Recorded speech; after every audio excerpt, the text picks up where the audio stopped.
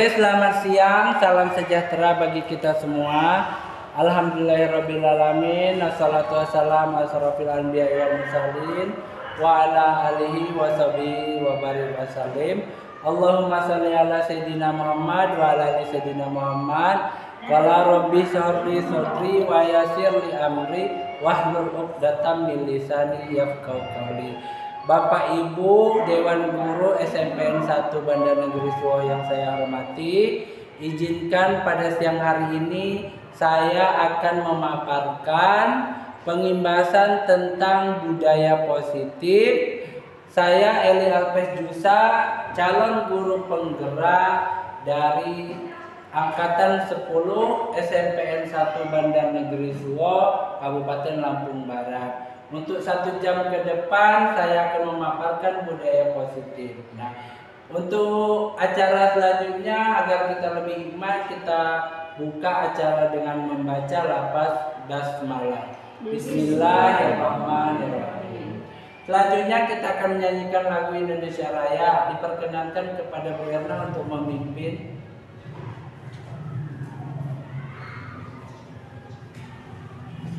Hadirin mohon berdiri. Hiduplah Indonesia Raya. Indonesia tanah airku, tanah tumpah darahku. Di sanalah aku berdiri, jadi pandu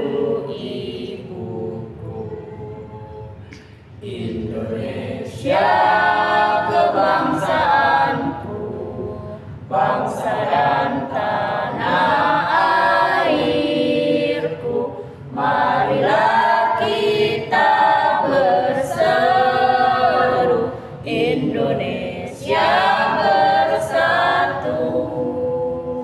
Hiduplah tanahku, hiduplah negeriku, bangsaku, rakyatku semuanya. Bangunlah jiwanya, bangunlah badannya untuk Indonesia Raya. Indonesia Raya, merdeka, merdeka, tanahku, negeriku yang ku cinta. Indonesia Raya, merdeka, merdeka, hiduplah Indonesia Raya. Indonesia Raya, merdeka, merdeka, tanahku, negeriku yang ku cinta. Indonesia Raya, merdeka, merdeka, hiduplah Indonesia Raya. Bapak Ibu dipersilakan duduk kembali. Kurang lebih 1 jam ke depan Bapak Ibu izinkan saya presentasi pengimbasan tentang budaya positif. Adapun konsep dari inti budaya positif kita yang akan saya paparkan adalah yang pertama, yaitu perubahan paradigma belajar. Ini menceritakan atau memaparkan tentang bagaimana perubahan pandangan kita terhadap belajar maupun mengajar mendidik anak murid kita. Kemudian yang kedua adalah tentang disiplin positif. Ini juga masuk dalam bagaimana kita sebagai guru nanti akan menerapkan sikap-sikap disiplin, baik disiplin dalam mengajar maupun disiplin dalam waktu juga. Kemudian nilai-nilai kebajikan, tentu nanti saya akan memaparkan kepada Bapak Ibu tentang nilai-nilai kebajikan, baik apakah itu bertanggung jawab, peduli, santun, toleransi dan sebagainya. Kemudian kebutuhan dasar manusia. Nah, kebutuhan dasar manusia ini akan saya paparkan ada 5 kebutuhan dasar manusia. Diantaranya adalah ada rasa untuk menguasai dan lain sebagainya, nanti akan kita bahas. Kemudian motivasi perilaku manusia. Ada 3 nanti perilaku manusia itu, apakah motivasinya datang dari intrinsik atau dari dalam, maupun motivasinya itu apakah hanya untuk mendapatkan penghargaan. Ya, ada 3 nanti yang akan kita bahas bersama-sama. Kemudian posisi kontrol. Posisi kontrol ini adalah ada 5 posisi kontrolnya. Salah satunya adalah kita sebagai guru itu, posisi kontrol kita kepada murid itu apakah sebagai penghukum, apakah sebagai teman, apakah sebagai manajer. Nah, nanti akan saya paparkan. Kemudian keyakinan kelas. Keyakinan kelas ini harapannya nanti ibu-ibu, bapak ibu guru nanti ketika di kelas itu mempunyai keyakinan dan kesepakatan kelas. Ini mirip-mirip dengan peraturan kelas. Hanya saja keyakinan kelas ini kalimatnya adalah diambil dari kalimat-kalimat yang positif, jangan kalimat yang negatif. Untuk lebih jelasnya nanti akan saya paparkan. Kemudian segitiga restitusi ini segitiga atau konsep dialog dengan murid. Ketika murid ada masalah, Pak Rahman, jangan langsung dimarahin. Ya, kita pakai segitiga restitusi itu. Restitusi itu ada dia menanyakan dulu, mengidentifikasi dulu identitasnya, kemudian ada juga nanti menanyakan keyakinan. Lanjut, nah ini kita mulai dari yang awal ya. Oke, sebelumnya mungkin ada pertanyaan Bapak Ibu. Kalau tidak ada, mungkin akan saya lanjutkan ya.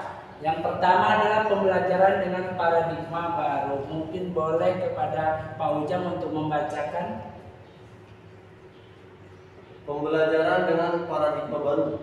Pembelajaran dengan paradigma baru merupakan pembelajaran yang dirancang berdasarkan prinsip pembelajaran berdiferensiasi, sehingga para peserta didik belajar sesuai kebutuhannya berdasarkan tahap perkembangan sesuai teori psikologi modern untuk mewujudkan profil pelajar Pancasila. Iya, sebenarnya mungkin kalau ini kita konsep tujuannya adalah profil pelajar Pancasila seperti yang digaungkan Merdeka, kurikulum Merdeka ya. Profil pelajar Pancasilanya ada beriman, bertakwa kepada Tuhan Yang Maha Esa, berakhlak mulia, itu yang pertama. Kemudian berkebinekaan global, bergotong royong, kemudian kreatif, bernalar kritis, kemudian mandiri. Nah, paradigma baru ini maksudnya pandangan-pandangan kita terhadap pembelajaran. Mungkin kalau dulu kita sebagai guru kita mengajar dengan kata teacher oriented atau teacher center. Jadi guru di depan, murid mendengarkan. Kalau paradigma baru ini adalah guru itu tidak boleh langsung semuanya dia mengajar, tapi dia hanya 10 menit. Tugas guru di kelas itu sebagai fasilitator. Jadi pembelajaran diferensiasi seperti itu. Tujuan akhirnya adalah menerapkan profil pelajar Pancasila. Sampai di sini mungkin ada yang ditanyakan. Oke, kita lanjut ya. Nah, ini miskonsepsi tentang teori kontrol. Nah, ini yang selama ini kita agak miskom ya. Ilusi guru mengontrol guru. Ilusi bahwa semua pemuatan positif efektif dan bermanfaat. Ilusi bahwa kritik dan membuat rasa bersalah mampu menguatkan karakter. Ilusi bahwa orang dewasa berhak memaksa. Nah, ini ilusi Bapak Ibu yang selama ini kita lakukan seperti ini. Ternyata ini salah Bapak Ibu. Contohnya apa? Ilusi bahwa kritik membuat rasa bersalah mampu menguatkan karakter. Kalau kita ada masalah dengan murid ada ini, kita langsung hukum, kita buat dia merasa bersalah, kita buat dia merasa berdosa, kita buat dia merasa salah. Jadi itu sebenarnya salah ya. Kemudian ilusi bahwa orang dewasa berhak memaksa. Nah, kenapa selama ini guru ini memaksa murid, sedangkan teori atau pendidikan dari Ki Hajar Dewantara itu Guru itu adalah menuntun. Dia hanya menuntun, tidak boleh memaksa. Contohnya pembelajaran matematika. Pembelajaran matematika kalau ada murid kita yang nggak bisa, memang sudah ininya dia tidak bisa. Mungkin kalau di pelajaran dia ngantuk, ngelamun, sedangkan kita sudah kasih berbagai macam inovasi agar dia mengerti, ternyata tidak. Berarti memang sudah ininya, kita ambil bakat dan minat mereka sesuai dengan kodratnya. Kita ambil apa yang ada, potensi yang ada dalam dirinya. Makanya itu kita sebagai guru tidak boleh memaksa murid, ya. Karena pada dasarnya pendidikan itu adalah berpihak pada murid. Semuanya murid dan murid. Apa yang kita lakukan, kita membuat sebuah inovasi, kita membuat kreativitas, kita disiplin, semuanya tujuannya adalah berpihak kepada murid. Lanjut. Nah, ini mengubah paradigma stimulus respon ke pendekatan teori kontrol. Nah, seperti yang di sini ya.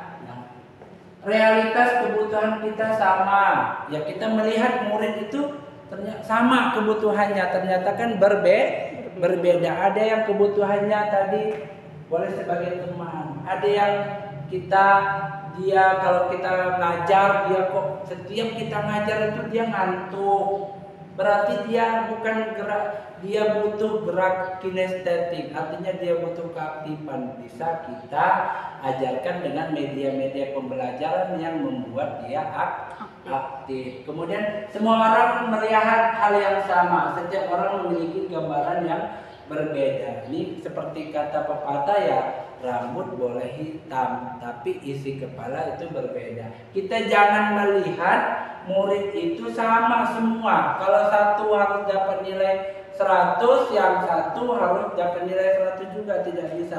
Mungkin karakter, mungkin kemampuannya juga berbeda. Selanjutnya kita mencoba mengubah orang agar berpandangan sama dengan kita. Kita ubah teori kontrolnya, kita berusaha memahami pandangan orang lain tentang dunia. Kalau kita masukkan ke dalam guru dan murid, yang dulunya murid harus memahami guru, sekarang guru harus memahami murid. Nah, itu. Kemudian selanjutnya perilaku buruk dilihat sebagai suatu kesalahan. Semua perilaku memiliki tujuan. Kalau nanti segitiga restitusi itu setiap orang pernah melakukan kesalahan. Nanti kita akan bahas di segitiga restitusi. Orang lain bisa mengontrol saya, hanya Anda yang bisa mengontrol diri Anda. Jadi kalau kita sebagai guru, kita tidak boleh dikontrol oleh murid ataupun rekan kerja. Kita bisa mengontrol diri kita sendiri, bagaimana kita memfasilitasi seorang murid agar dia mau belajar, kemudian kalau dalam pembelajaran dia mengerti materi kita, toh kalaupun dia tidak bisa mengerti materi kita, seenggaknya kita sudah menyampaikan dan kita sudah melakukan berbagai cara. Selanjutnya, saya bisa mengontrol orang lain seperti yang tadi ya. Kita bahwa Anda tidak bisa mengontrol orang lain. Kita juga tidak bisa memaksa murid harus seperti yang kita inginkan. Oke. Boleh model berpikir menang, kalah model berpikir menang dan menang. Oke, lanjut disiplin positif. Mungkin Bu Erna bisa dibaca, Bu. Disiplin positif. Disiplin berasal dari kata disiplin. Ya. Mungkin bisa dibantu Bu Susi. Dibaca. Disiplin berasal dari kata disiplin yang artinya belajar. Disiplin mengacu pada disiplin diri yang memiliki tanggung jawab terhadap apa yang dilakukannya berdasarkan nilai-nilai yang diyakini. Disiplin positif merupakan salah satu cara penerapan disiplin yang bertujuan untuk menumbuhkan kesadaran serta memperdayakan peserta didik tanpa imbalan penghargaan atau reward, ancaman atau hukuman. Oke, bisa dilanjut Bu Elsa? Sebagai pendidik, tujuan kita adalah menciptakan peserta didik yang memiliki disiplin diri, sehingga mereka berperilaku mengacu pada nilai-nilai kebajikan universal dan memiliki motivasi intrinsik dalam perubahan perilaku ke arah yang lebih baik. Iya, jadi disiplin berasal dari kata disiplina, artinya belajar. Kalau kita mau disiplin ya kita belajar. Artinya disiplin itu tidak harus tak harus 1, 2, 3. Kita mulai dari awal. Kita juga dalam posisi kita sebagai pendidik, ketika bertemu dengan murid, ketika kita ingin mendisiplinkan murid itu, lebih baik kita mendisiplinkan diri kita terlebih dahulu. Ya, oke, sebelum kita lanjut nilai-nilai kebajikan, mungkin teman-teman bisa berdiri dulu. Kita akan melakukan ice breaking. Biar saya melihat kayaknya tadi ada ngantuk-ngantuknya ya. Banget Pak. Banget itu Pak. Oke, kalau saya bilang 1, berarti tepuknya 1 kali. Oke ya. Kalau saya bilang 2, kalau saya bilang 1, kita tepuknya 1 kali bilang yes ya. Kalau 2, kita bilang tepuknya 2 kali dan kita bilang oke. Kalau 3, berarti kita ngomongnya semangat. Kalau 4, kita ngomongnya jangan ngantuk. Oke, bisa? Bisa? Oke. 1. Yes. Ulang lagi ya. 1. Yes. 1. Yes. 2. Oke. 2. Oke. 3. 3. Semangat. 3. Semangat. 4. Jangan ngantuk. 4. Jangan ngantuk. 1. Oke. 1. Yes. 1. Yes. 3. Semangat. 3. Semangat. 4. Jangan ngantuk. Oke Bapak Ibu, silakan dulu ya, kita lanjut ya, mudah-mudahan nggak ngantuk. Ngantuk Pak. Ya. Lihat itu ngantuk. Lihat tulisan itu ngantuk. Boleh minum Bapak Ibu ya. Kita lanjut di nilai-nilai kebajikan ya. Nilai yang disepakati bersama lepas dari suku bangsa, agama, bahasa maupun latar belakang. Contoh nilai kebajikan institusi atau organisasi adalah profil pelajar Pancasila, IBO Primarias program, kemudian keterampilan hidup. Ini nilai-nilai contoh daripada nilai-nilai kebajikan. Nilai-nilai kebajikan itu nilai-nilai positif yang ada dalam diri, kemudian ada juga yang bersifatnya dari keterampilan hidup, dan juga ada dari paradigma pembelajaran terbaru yaitu profil pelajar Pancasila. Contohnya misalnya kreatif, kemudian bernalar kritis.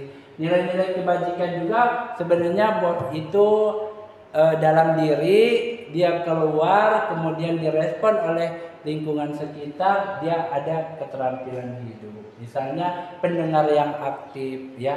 Kemudian ada dari dalam dirinya itu dia menghargai orang, kemudian direspon oleh dirinya sebagai pendengar yang aktif terhadap di lingkungan sekitar.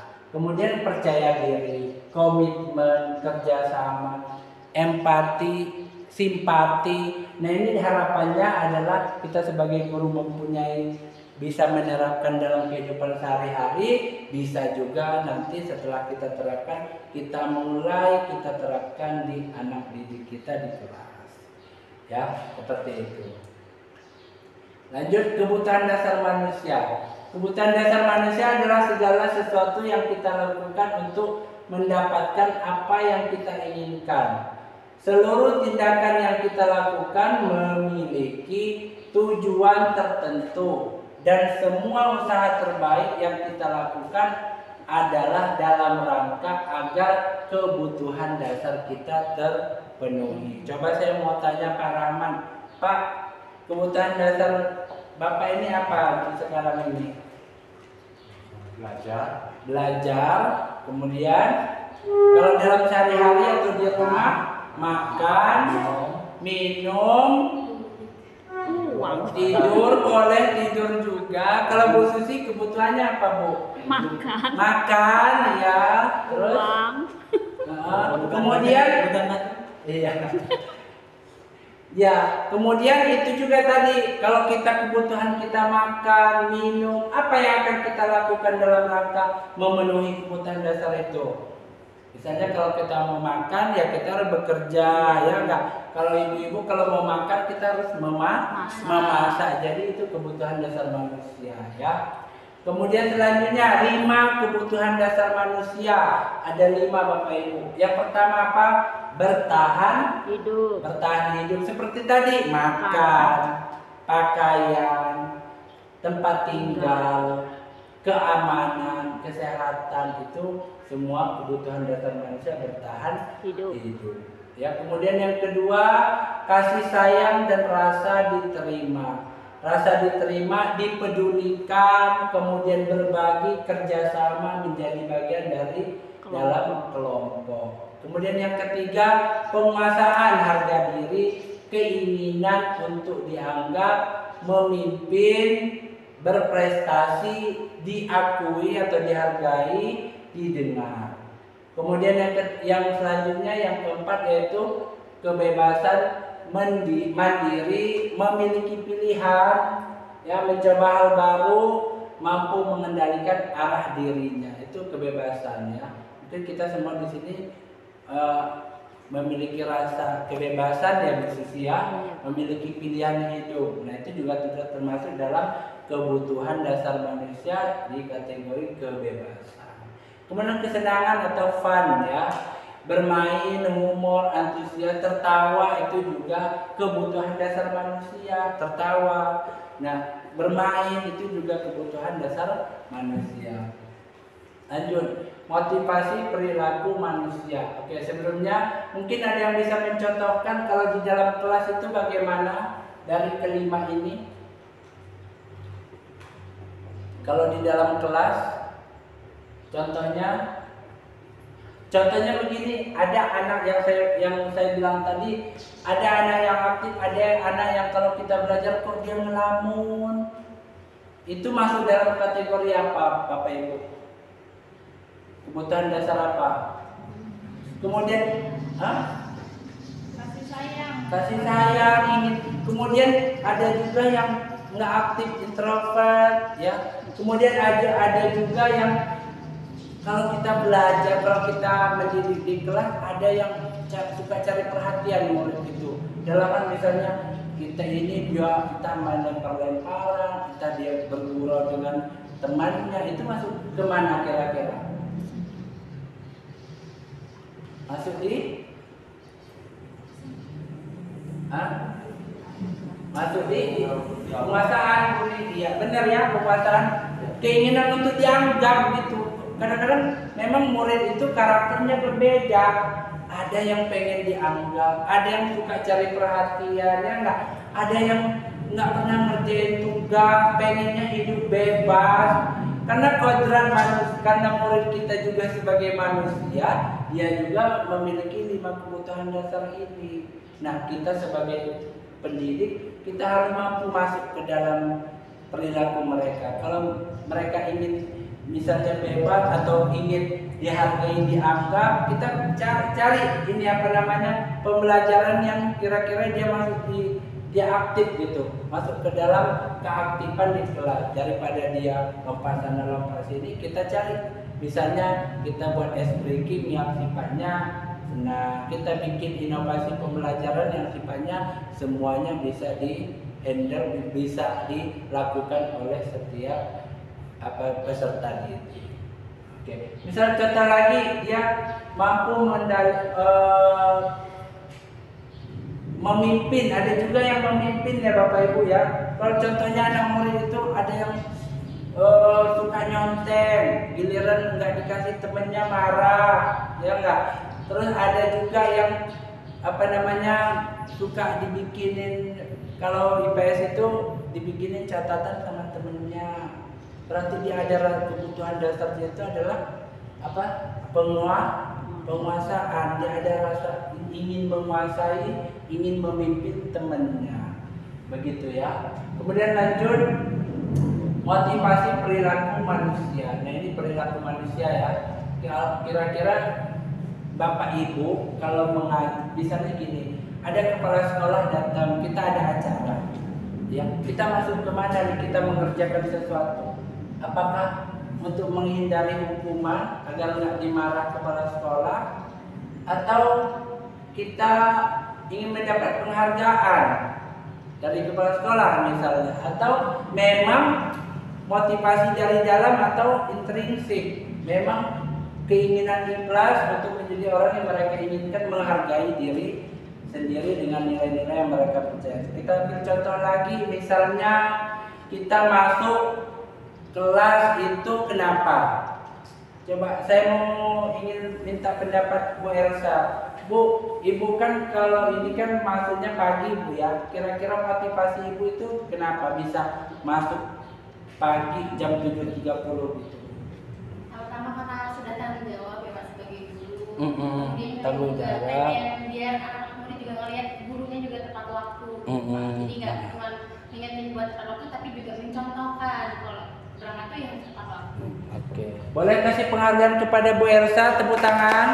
Ya benar, berarti ada motivasi dari dalam. Kadang kita sebagai guru suka keliru ya. Giliran ada kepala sekolah, misal mungkin saya juga sering ya, giliran ada kepala sekolah masuk ke kelas, tank masuk kita ke kelas ya. Kalau nggak ada kepala sekolah, mungkin kita leha-leha di kantor dulu ya. Nah itu juga motivasi perilaku manusia.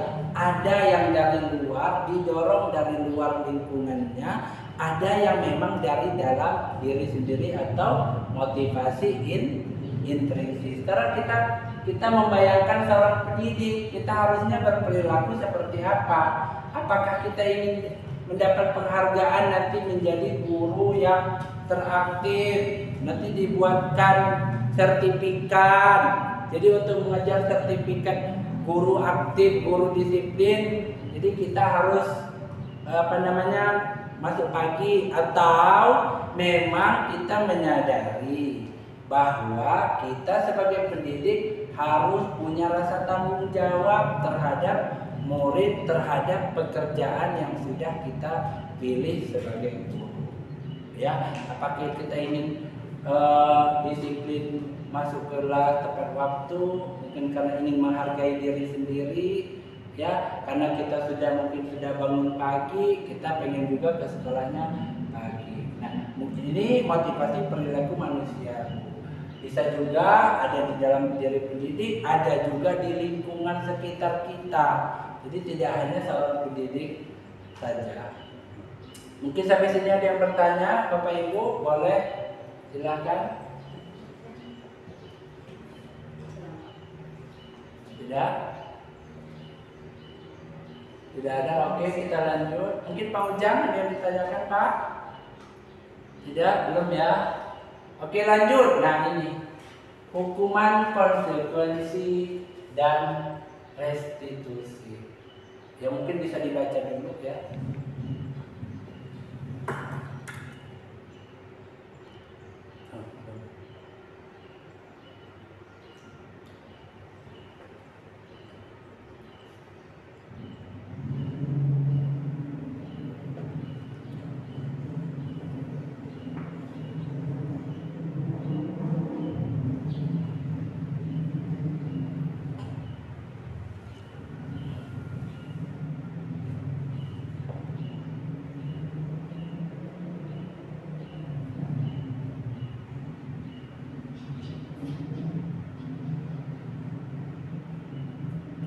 Kalau sudah, coba kita renungkan sebagai pendidik, terkadang kita masuk dalam yang mana ketika menghadapi murid atau peserta didik yang melakukan kesalahan.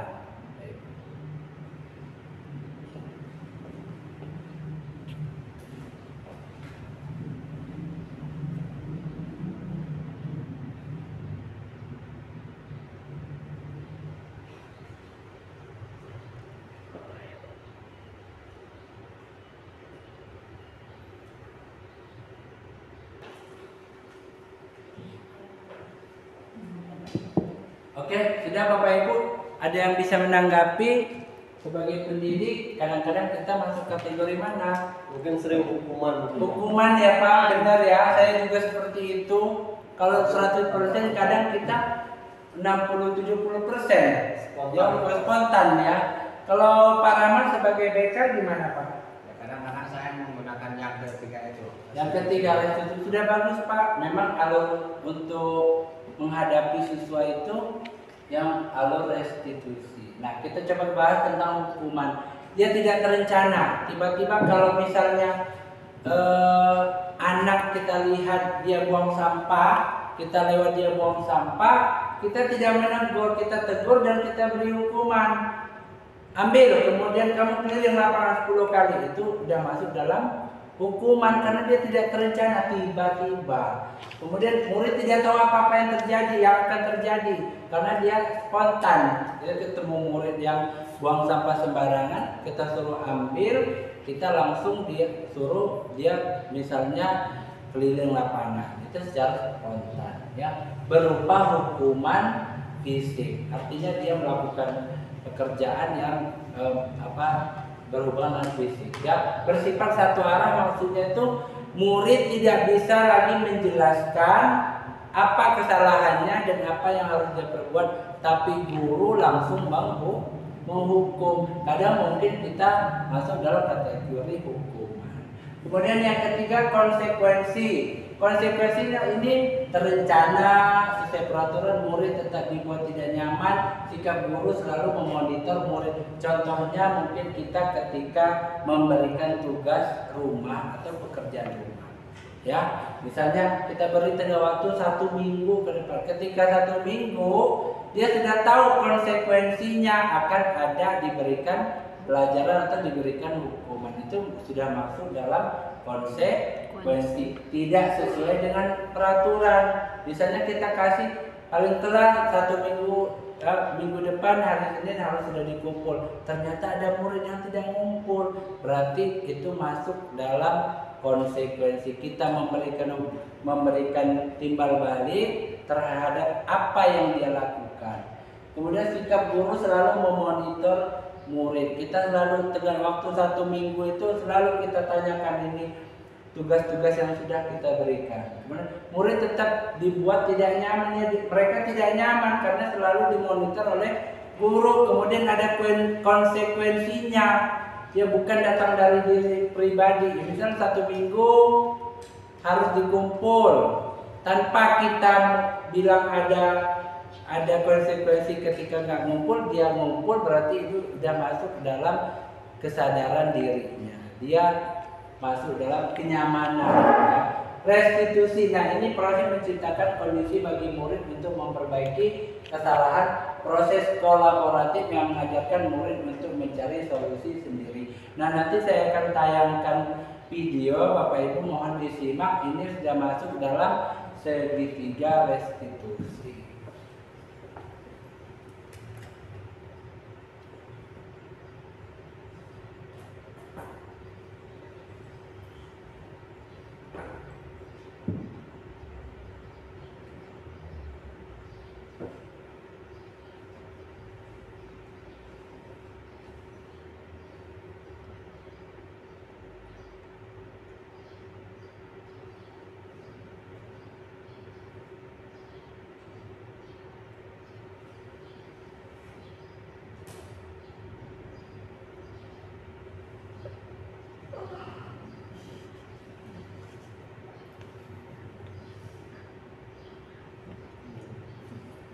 Nah ininya ya, kasus 1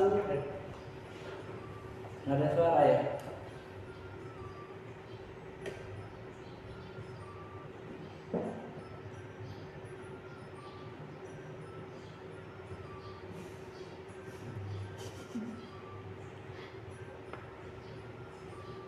Nah ini penerapan segitiga restitusi pada murid yang terlambat datang. Nah ini menstabil.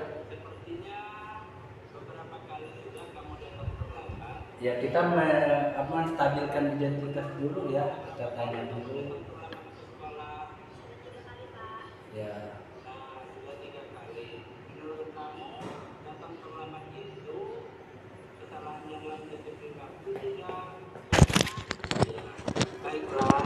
kamu sudah mengerti bahwa sering datang terlambat itu adalah sebuah kesalahan. Bapak memahami bahwa kita sebagai manusia sering melakukan kesalahan. Tapi yang paling penting, kita bisa belajar dari kesalahan tersebut dan berusaha memperbaikinya. Mengerti, Nurita? Ngerti, Pak. Nah, coba kita cari solusi bersama. Kenapa kamu sering datang terlambat ke sekolah? Pasti kamu ada alasannya.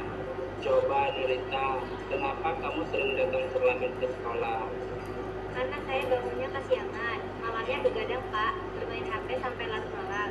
Nah, apakah kamu tahu keyakinan kelas yang sudah kita sepakati bersama? Tahu, Pak.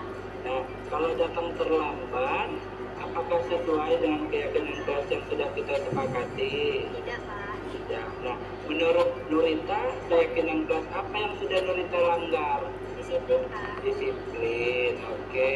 Nah, menurut Nurita, disiplin itu penting tidak kita terapkan dalam sehari-hari? Penting, Pak. Karena ketika kita menerapkan disiplin, Ya. kita akan tepat waktu datang ke sekolah. Kita akan menghargai waktu. Iya, betul sekali Nurita. Disiplin itu sangat penting untuk kita karena kita dapat menghargai orang-orang di sekeliling kita. Disiplin juga menumbuhkan rasa tanggung jawab dan kepedulian kita. Iya, Pak. Saya minta maaf sering datang terlambat. Oke, baiklah Nurita, sikap Nurita sudah baik, menyesali perbuatan dan meminta maaf. Menurut kamu, apa yang akan kamu lakukan nanti agar kejadian datang terlambat ini tidak terulang lagi? Saya akan tidur lebih awal dan tidak main HP sampai larut malam. Ya, bagus, baiklah. Nah, kita sudah menemukan solusinya ya. Bapak guru nanti akan berkoordinasi dengan wali kelas kamu, dengan orang tuamu agar Nurita tidak datang terlambat lagi ke sekolah. Nah, sekarang boleh kembali ke kelas dan mengikuti pelajaran dengan baik ya. Assalamualaikum warahmatullahi wabarakatuh. Nama saya Nurita. Terima kasih Pak Alpes. Saya senang sekali sudah menemukan solusi agar tidak terlambat ke sekolah lagi. Wassalamualaikum warahmatullahi wabarakatuh. Oke, Bapak Ibu. Coba ada yang bisa ini enggak menjelaskan segitiga restitusi itu apa aja tadi, Bu? Bapak? Yang pertama adalah menstabilkan identitas. Kita yang membuat kesalahan adalah proses pembelajaran seperti yang tadi ya, yang tadi Nurita saya tanya sudah berapa kali dia terlambat, dia bilang sudah 3 kali. Jadi artinya dia menstabilkan identitasnya dulu karena dia terlambat, kemudian merubah identitas gagal seperti yang ya terlambat wajar-wajar, tapi ya kalau membuat kesalahan itu wajar, hanya saja nanti akan diperbaiki dan lebih baik lagi. Kemudian validasi tindakan yang salah, murid mengakui kesalahan. Nah, coba saya tanya atau solusinya apa? Kenapa kamu bisa terlambat? Dia bilang sendiri, saya begini, saya main HP sampai larut malam, akhirnya saya kesiangan.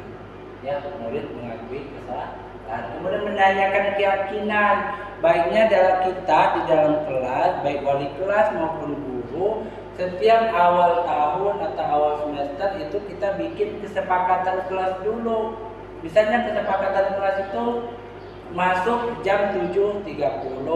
Nah, kemudian disiplin dalam waktu, bertanggung jawab dalam tugas. Nah, ketika mereka membuat kesalahan, kita tanya, masih ingat nggak keyakinan yang kita sudah sepakati? Oh masih, katanya. Apa yang sudah kamu langgar keyakinannya? Kalau dia tadi terlambat, oh berarti dia disiplin, menghargai waktu, tidak menghargai waktu.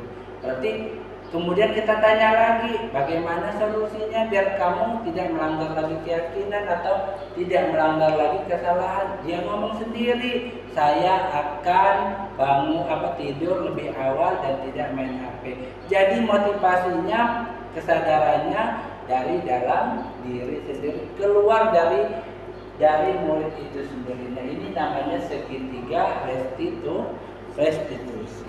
Harapannya ketika anak-anak berbuat kesalahan, kita jangan langsung menghukum, kita jangan langsung melihat peraturan konsekuensi, kita tanyakan dulu, kita terapkan dulu dialog, kita berdialog dulu dengan murid, kita terapkan dulu segitiga restitusi ini, kita tanya mengapa, kenapa, bagaimana, kemudian solusinya apa. Solusinya itu baiknya datang dari dirinya sendiri, jangan kita yang memberikan solusi sebagai guru ya. Lanjut, nanti kita akan lihat di yang kedua ya, ada kasus yang kedua. Nah, ini penerapan segitiga restitusi. Ada teman ngobrol saat temannya lagi presentasi. PS sudah selesai, silakan kalian istirahat. Nah, dan untuk Laura dan Aulia nanti boleh ikut Bapak ke kantor ya. Aulia, Laura, tadi saat teman-temannya presentasi, Bapak melihat kalian asik sekali ngobrolnya. Iya, Pak. Sekarang Bapak bertanya ke kalian, apakah mengobrol saat teman-temannya presentasi itu baik dilakukan? Tidak, Pak. Kami Aulia duluan, Pak, yang ngajak ngobrol. Iya, Aulia, kamu yang ngajak ngobrol. Bapak, Laura duluan yang ngajak ngobrol. Oke, Bapak di sini tidak mencari yang mana yang salah dan yang mana yang benar. Setiap orang pasti berbuat kesalahan. Nah, kalian pasti punya alasan mengapa kalian melakukannya. Bapak juga jadi penasaran, apa sih yang dibahas, sepertinya asik sekali. Aulia bertanya tentang kegiatan studi tour, Pak. Aulia tidak ingin ikut, jadi dia sangat penasaran. Jadi saya menceritakan tentang kegiatan studi tour. Iya, Pak, saya penasaran acara studi tournya. Saya tidak sabar mendengarkan cerita dari Laura. Oke, nah pasti seru sekali ya ceritanya. Nah, pasti kalian punya solusi atas permasalahan ini kan? Bercerita tanpa mengganggu temannya. Ada, Pak, kami akan menunggu jam pelajaran selesai. Setelah itu kami akan mengobrol bercerita. Iya, Pak. Sekarang kalian sudah mengerti bahwa mengobrol saat temannya presentasi adalah tindakan yang salah. Kira-kira menurut kalian, keyakinan kelas apa yang menurut kalian baik untuk dilakukan saat temannya presentasi? Sikap menghargai, Pak. Sikap menghormati. Sikap menghormati. Pak. Oke, nah apakah itu perlu dilakukan? Belum, Pak. Belum, Pak, karena jika kita ingin dihargai, kita juga harus menghargai orang, Pak. Baiklah, sekarang kita sudah punya solusinya. Kalian juga sudah menyadari kesalahan. Mudah-mudahan kedepannya menjadi lebih baik lagi. Nah, sekarang kalian sudah boleh kembali ke kelas lagi ya. Assalamualaikum warahmatullahi wabarakatuh. Nama saya Laura. Nama saya Aulia. Kami senang sekali sudah menemukan solusi untuk tidak mengobrol di kelas. Terima kasih Pak Alpes. Wassalamualaikum warahmatullahi wabarakatuh. Oke, nah itu tadi ya salah satu contoh skenario bagaimana kita menghadapi siswa yang melakukan kesalahan. Ya, saya ingin minta tanggapan dari Bu Elsa, bagaimana Bu terhadap segitiga restitusi ini? Iya, cukup baik ya Pak ya. Cuman mungkin dalam pelaksanaannya di kelas belum sepenuhnya dilakukan Pak. Ya memang benar ya, pada kenyataannya memang kita sebagai guru juga manusia biasa ya. Karena kita langsung memberi hukuman, kita langsung memberi konsekuensi tanpa menanyakan dulu apa sih, mengapa terjadi kesalahan tersebut. Oke, ada yang ditanyakan? Kita lanjut ke materi berikutnya.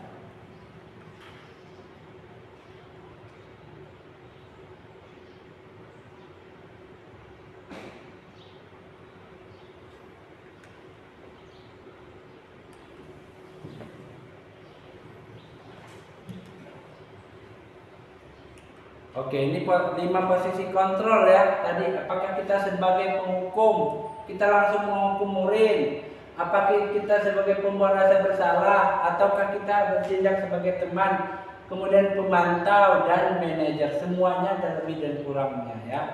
Kemudian kita ambil satu lagi, penghukum. Seorang penghukum bisa menggunakan hukuman fisik maupun verbal. Guru yang menerapkan posisi penghukum akan berkata, patuhi aturan saya atau awas. Kamu selalu saja salah, pasti selalu yang terakhir selesai. Guru seperti ini senantiasa percaya hanya ada satu cara agar pembelajaran bisa berhasil, yaitu cara guru. Sedangkan kita sebagai guru hanya menuntun. Semua pembelajaran itu adalah berpihak kepada murid. Lebih baik untuk kontrol ini sama-sama kita tinggalkan ya. Kemudian yang kedua, pembuat rasa bersalah. Contohnya apa? Ibu sangat kecewa dengan kamu. Atau berapa kali Bapak harus memberitahu kamu ya? Atau gimana coba kalau orang tua kamu tahu kamu berbuat begini? Di posisi ini murid merasa bersalah. Posisi guru membuat murid itu bersalah. Kemudian dia ada rasa tidak berharga, kemudian dia menilai dirinya buruk. Kenapa? Karena dari guru sendiri dia membuat dia tidak berharga atau telah mengecewakan orang-orang yang dia sayang. Nah, ini juga sebaiknya kita hindari sebagai pendidik ya. Untuk kontrol yang ketiga, yaitu sebagai teman. Ayo bantulah demi Bapak ya. Atau ayo ingat tidak bantuan Bapak. Ayo ingat tidak bantuan Bapak selama ini. Atau ya sudah, kali ini tidak apa-apa, nanti Ibu bantu bereskan. Nah, pasti posisi guru sebagai teman mempunyai hal positif dan negatif. Positifnya mungkin murid merasa akrab ya. Tapi negatifnya bagaimana? Kadang-kadang ketika kita udah kasih hati minta jantung, kita baik-baikin, kadang-kadang namanya murid ya sudah kelewatan. Nah, ini juga sebaiknya kita tinggalkan. Kemudian lanjut pemantau. Ini memantau berarti mengawasi. Pada saat kita mengawasi, kita bertanggung jawab atas perilaku orang-orang yang kita awasi. Posisi pemantau berdasarkan pada peraturan-peraturan dan konsekuensi. Pertanyaan yang diajukan seorang pemantau, apa yang telah kamu lakukan? Sanksi atau konsekuensinya apa? Mungkin kita sering ini ya, sering melakukan yang ini.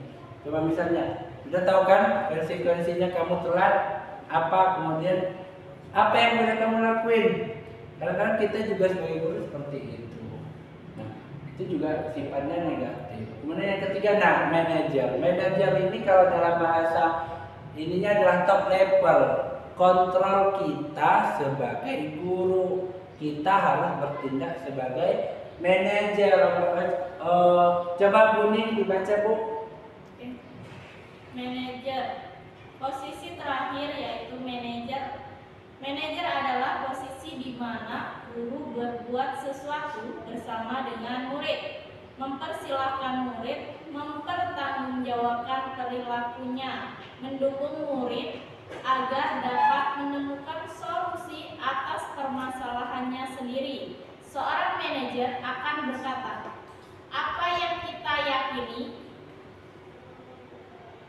kembali ke keyakinan kelasnya. Kemudian, apa kamu meyakininya? Jika kamu meyakininya, apakah kamu bersedia memperbaikinya? Jika kamu memperbaiki ini, hal ini menunjukkan apa tentang dirimu? Yang terakhir, apa rencana kamu untuk memperbaiki hal ini? Oke, nah ini posisi kontrol kita sebagai pendidik ya Bapak Ibu ya. Seperti segitiga restitusi tadi, kita tanyakan dulu kesalahannya, benar nggak sudah melakukan kesalahan, dan itu juga berdasarkan dari dalam dirinya. Kemudian apa rencana kamu? Seperti contoh tadi, ketika ada murid yang ngobrol, ada murid presentasi dia ngobrol, kita tanya, benar kamu ngobrol? Iya, begini-begini. Sebenarnya seru sih, kenapa sih kok ngobrol? Artinya dia menstabilkan identitas dan mengakui kesalahan bahwa dia pernah ngobrol. Ya, kemudian jika kamu meyakininya, apakah kamu bersedia memperbaikinya? Kita tanyakan keyakinan kelas yang sudah dibuat. Misalnya tadi, apa sih keyakinan yang udah kamu langgar, kemudian apa sih keyakinan yang harus kamu patuhi ketika temannya presentasi di kelas, kemudian dia menjawab, harus menghargai, harus menghormati. Nah, Bapak Ibu, harapannya adalah setelah materi ini selesai, mulai besok kita menerapkan dalam diri kita semua, bahwa posisi kontrolnya kita terapkan segitiga restitusi, dan 5 posisi kontrolnya kita berada dalam posisi sebagai manajer. Mungkin kita sudah berbuat kesalahan yang kemarin, dan kita akan memperbaikinya ke depan dengan merubah posisi yang mungkin dari dulu sebagai teman, sebagai pemantau, sebagai penghukum, kita ubah menjadi sebagai manajer. Oke, sampai di sini apakah ada yang ingin bertanya? Kalau ada yang tidak bertanya, oke. Kira-kira Bu Erna selama ini posisi kontrolnya sebagai apa, Bu? Apakah sebagai penghukum? Apakah sebagai pemantau? Atau teman? Atau pembuat rasa bersalah? Teman ya, oke. Kalau Pak Rahmat, bagaimana Pak? Kadang-kadang membuat rasa bersalah. Membuat rasa bersalah ya, karena kita kayak senang gitu kalau murid ngerasa bersalah, ya enggak? Senang kita kalau murid tuh kayak udah nyesel, ya nyesel gitu.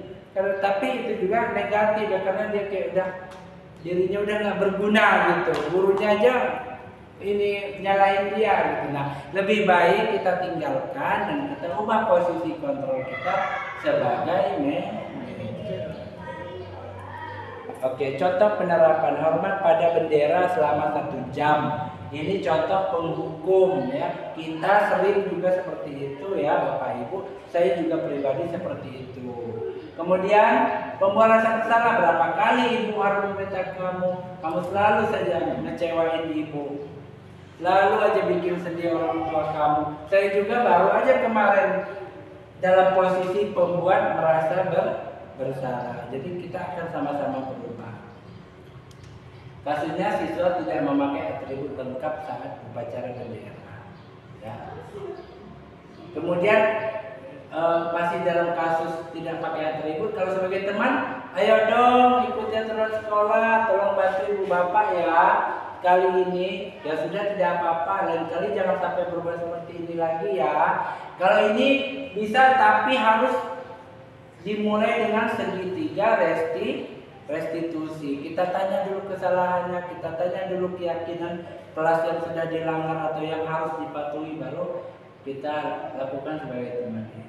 Ya, karena kalau tidak kita lakukan itu, murid akan melunjak gitu, karena hanya dikasih omongan aja. Kemudian pemantau, kamu sudah melanggar peraturan sekolah, kamu tahu konsekuensinya. Setelah upacara kamu beli atributnya ke komplit dan jangan diulangi lagi. Itu sebagai pemantau ya. Kalau sebagai manajer bagaimana? Apa kamu tahu kesalahan? Kita tanya dulu. Tahu nggak kesalahan kamu? Iya Pak, saya tidak pakai dasi. Terus kira-kira kenapa kamu tidak pakai dasi? Oh saya kesiangan Pak, jadi lupa dasinya. Oh ya Bapak boleh tahu nggak kok bisa sih kamu kesiangan? Semalam saya tidur Pak, kemalaman main HP. Setelah itu kita tanya dulu validasi salahnya. Kira-kira nanti biar nggak bikin kesalahan nanti gimana sih? Oh ya Pak, saya nanti tidurnya nggak malam, terus saya siapin dulu dasinya malam, baru paginya saya berangkat biar nggak lupa gitu. Kemudian kamu tahu kan maksudnya keyakinan kelas yang sudah kamu langgar, katanya tahu apa Pak? Coba kamu sebutkan keyakinan yang kamu langgar apa? Disiplin Pak, disiplin berpakaian. Berarti dalam dirinya sudah menyadari kesalahan. Baiknya kita sebagai guru juga bertindak sebagai manajer. Oke lanjut. Nah, posisi, oke ini ada pertanyaan ya. Posisi kontrol apakah saya kecewa sekali dengan kamu? Coba tunjuk tangan siapa yang bisa menjawab. Apakah sebagai teman? Apakah sebagai manajer? Apakah sebagai pembuat rasa bersalah? Atau penghukum? Pemantau. atau pemantau? Saya kecewa sekali sama kamu. Sebagai pembuat rasa bersalah. Oke, lanjut. Pembuat rasa bersalah. Jawabannya ya. Oke. Nah ini posisi kontrol apakah aku? Kamu tidak pernah benar melakukannya. Coba posisi apa Bu? Pemantau apa ya? Pemantau, Bu Erna. Teman, Bu Santi. Pembuat rasa bersalah, Pak Ujang. Pemantau, Bu Elsa. Bu Ning, penghukum atau manajer atau teman Kamu tidak pernah benar melakukannya. Pemantau. Pemantau kalau Pak Rahman pembuat rasa bersalah. Oke, kita lihat jawabannya ya. Penghukum. Nggak benar kamu ini. Nggak benar kamu ini katanya kan? Ya, oke. Lanjut. Apa rencanamu untuk menyelesaikan masalah ini? Ini masih dalam posisi kontrol apa? Penghukum, teman, pembuat rasa bersalah, Teman. manajer atau manajer. Oke, sepakat manajer ya. Kita lihat. Iya, manajer. Oke, lanjut. Ayolah lakukan demi Bapak dan Ibu. Teman. Jarang itu. Teman. Jarang itu. Ya. Oke, lanjut. Kamu tidak pernah mendapatkan nilai jika tidak mengerjakan tugas.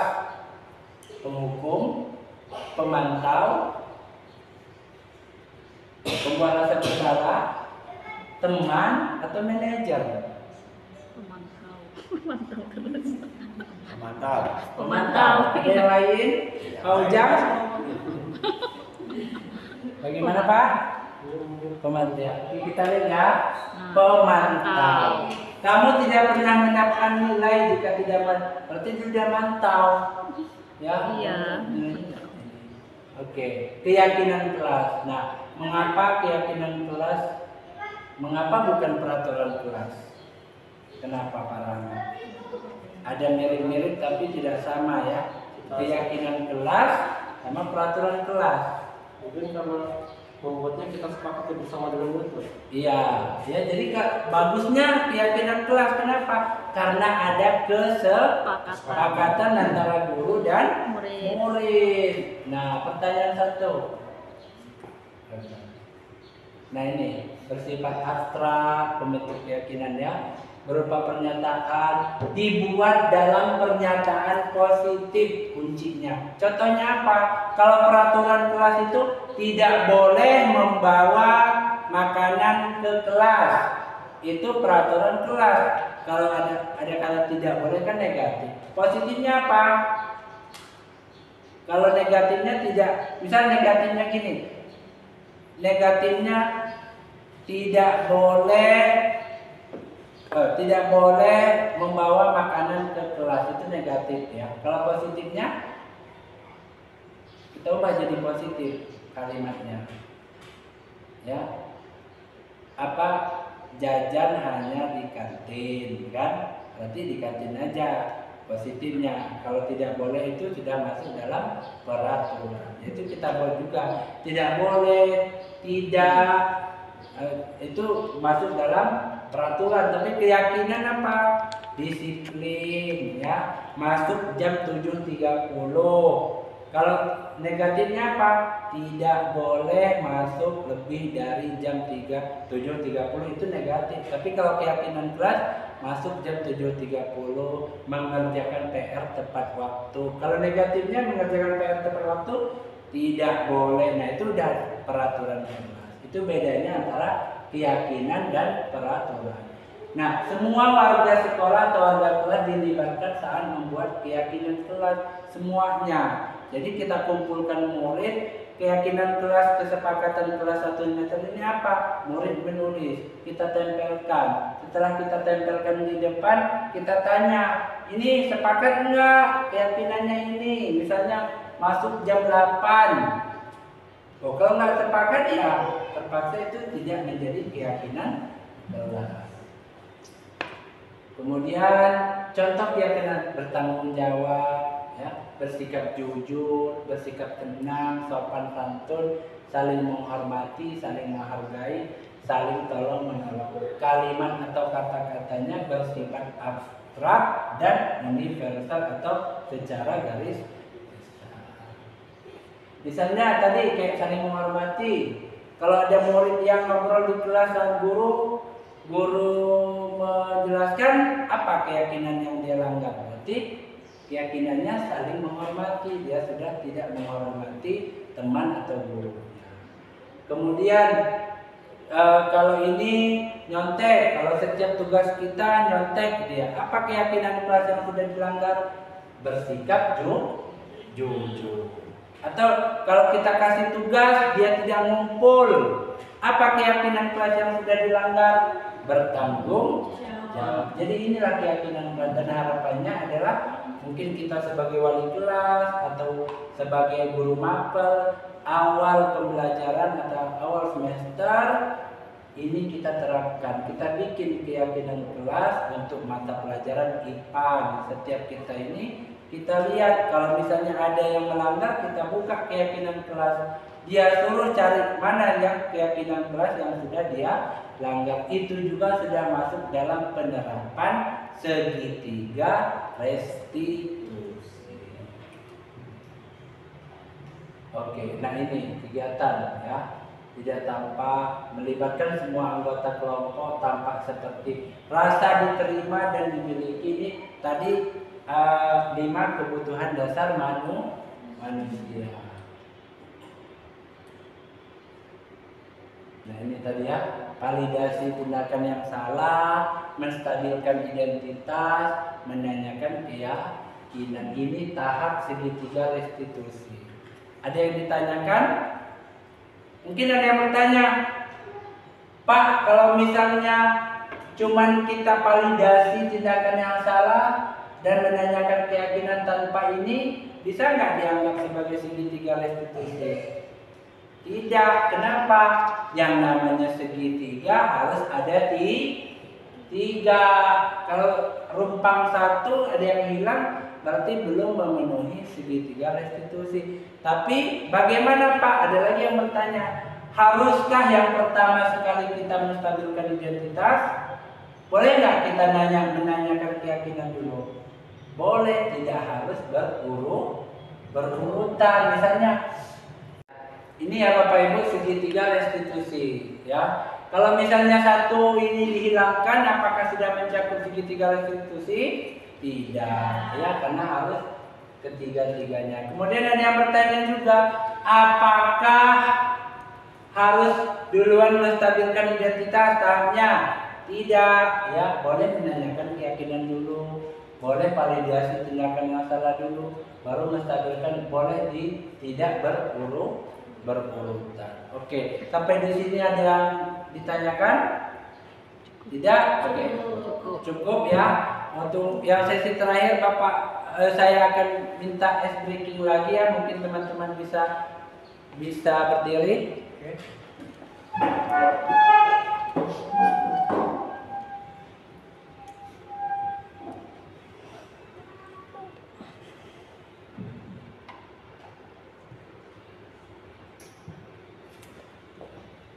Kalau saya bilang 1 berarti yes ya. Kalau bilang 2 oke. Kalau bilang 3 semangat. Kalau bilang 4 jangan ngantuk. Oke. 1 yes. 1 yes. 1 3 semangat. 3 semangat. 2 oke. 2 oke. 4 jangan ngantuk. Oke, silakan dulu. Terima kasih Bapak Ibu. Oke. Bapak Ibu yang saya hormati, guru-guru SMPN 1 Bandar Negeri Suwo, mungkin itu saja yang bisa saya sampaikan terhadap budaya positif yang saya paparkan hari ini. Harapannya adalah kita sama-sama menerapkan budaya positif, baik itu segitiga restitusi, nilai kebajikan, keyakinan kelas, ataupun materi-materi yang sudah saya sampaikan tadi. Mungkin hanya itu saja yang bisa saya sampaikan. Lebih dan kurangnya saya mohon maaf. Sekali lagi terima kasih kepada Bapak Ibu atas kesediaan waktunya terhadap pengimbasan budaya positif ini. Ini juga merupakan kegiatan daripada pendidikan guru penggerak modul 1.4. Terima kasih, mohon maaf, kepada Allah saya mohon ampun. Wabillahi taufiq wal hidayah. Wassalamualaikum warahmatullahi wabarakatuh. Waalaikumsalam warahmatullahi wabarakatuh. Assalamualaikum warahmatullahi wabarakatuh. Waalaikumsalam warahmatullahi wabarakatuh. Bagaimana anak-anak hari ini? Apakah masih semangat? Semangat. Ya, hari ini sebelum kita mulai pelajaran di awal semester ini, Bapak akan mengajak kalian membuat keyakinan kelas. Ada yang udah tahu apa itu keyakinan? Belum ya? Belum. Oke, nanti Bapak jelaskan apa itu keyakinan kelas ya. Sebelumnya Bapak ada ice breaking sebentar. Boleh semuanya berdiri? Kalau Bapak bilang satu, bilangnya yes sambil tepuk tangan. Kalau bilang dua, bilangnya oke, tepuk tangannya dua. Kalau semangat, tepuknya 3 kali sambil bilang ngomong semangat ya. Oke, kita mulai. 1, 1, 2, 3, 3, 3, 2, oke, 2, 3. Oke, silakan duduk. Jadi hari ini kita akan membuat sebuah keyakinan kelas ya. Nah, keyakinan kelas itu mirip-mirip dengan peraturan kelas. Nah, di kelas 7B ini kan sudah ada peraturan kelas ya. Nanti kita akan ubah dengan sebuah kesepakatan kelas ya. Apa bedanya? Peraturan kelas itu sama juga dengan tata tertib kelas ya. Bedanya peraturan kelas dengan keyakinan kelas. Kalau peraturan kelas itu ada kata-katanya dipilih dengan kata-kata yang negatif. Ada tulisan tidak, jangan, tidak boleh. Itu peraturan kelas. Nah, kalau kesepakatan kelas itu menggunakan kata-kata yang positif. Contohnya gimana? Kalau peraturan kelas itu tidak boleh mencontek ya. Kalau misalnya peraturan kelas tidak boleh mencontek, akan kita ganti itu menjadi kalimat yang positif. Contohnya apa? Kalau tidak boleh mencontek itu berarti dia harus jujur, berarti bersikap jujur. Ya, jadi keyakinan kelas itu nanti sifatnya universal atau banyak. Jadi kalau tidak boleh mencontek kan peraturan kelas ya. Kalau jujur itu banyak. Tidak boleh mencontek, tidak boleh mencuri, tidak boleh berbohong. Jadi yang akan kita buat adalah kesepakatan kelas. Oke, di sini paham? Nah, nanti setiap anak akan Bapak kasih 1 lembar kertas ya. Setiap anak menuliskan kesepakatan kelas yang kalian inginkan ya. Nanti setelah itu ditempel di papan tulis, kemudian kita akan lakukan seleksi mana saja kesepakatan kelas yang kita sepakati. Paham? Oke. Bapak akan bagikan ya.